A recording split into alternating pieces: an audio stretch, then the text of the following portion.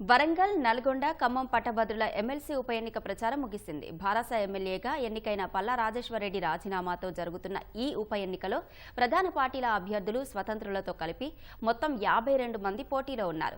కాంగ్రెస్ నుంచి తీన్మార్ మల్లన్న, భారస నుంచి ఏనుగుల రాకేష్ రెడ్డి, భాజపా నుంచి ప్రేమేందర్ రెడ్డి పోటీ చేస్తున్నారు.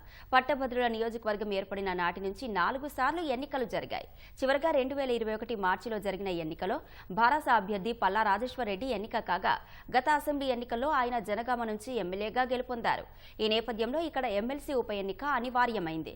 3 ఉమ్మడి జిల్లాలో 34 అసెంబ్లీ స్థానాల పరిధిలో ఈ ఉప ఎన్నిక జరగనుంది.